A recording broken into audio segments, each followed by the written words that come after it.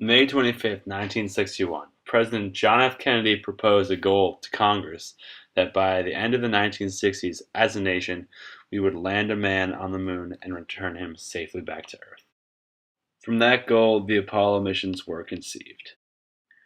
The Apollo program had a series of missions, or stages is another word for them, since they all were a build-up to the final task of landing a man on the moon and getting him to return safely. There were 17 Apollo missions. The first 6 were unmanned trials testing out the water, basically seeing if it was possible to land on the moon and get a man back home to return safely.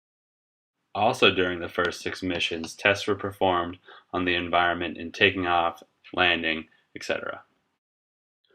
Apollo 7 through 10 were all manned flights doing recon on what landing and coming back would actually be like.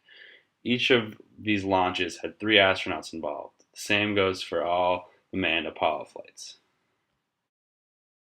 Before you can learn anything about Apollo 11, there's some background on why exactly we are sending people to the moon in the first place.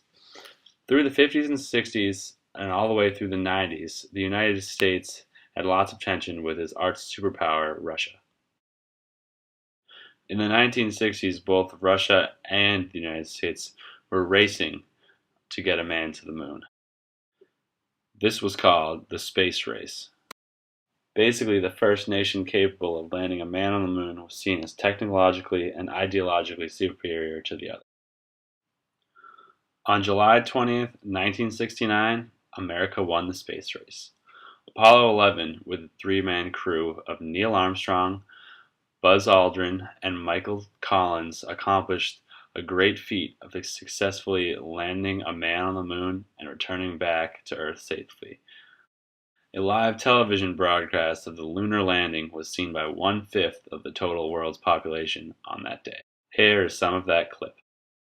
2, 1, 0, all engines running.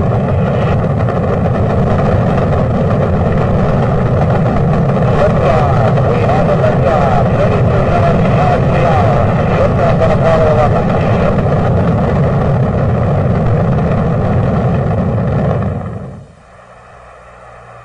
40 feet down, 2.5.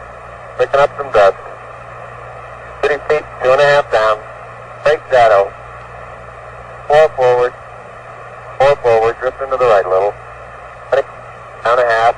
Contact light. Okay, engine stop. Houston, Tranquility Base here. The Eagle has landed.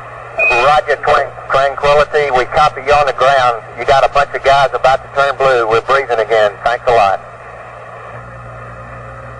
Okay, Neil, we can see you coming down the ladder now. I'm at the foot of the ladder. The LEM footpads are only depressed in the surface about 1 or 2 inches. I'm going to step off the LEM now. That's 1 small step for man, 1 giant leap for mankind.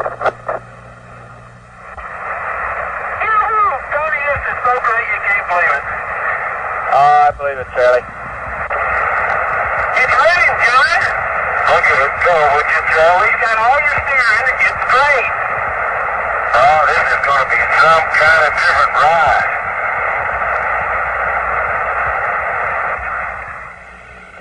Hippity hoppity, hippity hopping over hill and dale. Da da da da da da da da da da da da. Hippity hopping along. 1 ignition. Right away, Houston. Vector good. We're burning flat. That's How's right. the thrust?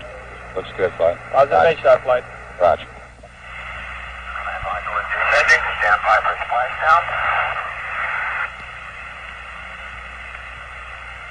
Recovery, America, stable water, and cruise call. The following Apollo missions were used to land other astronauts on the moon and collect samples of different geological materials, which could be used to study. The Apollo program has been called the greatest technological feat in human history to the date and resulted in many technological breakthroughs, including the flight computer design used in both lunar and command modules, along with the Minuteman missile system, which was the driving force behind research in integrated circuits. So that is the Apollo program.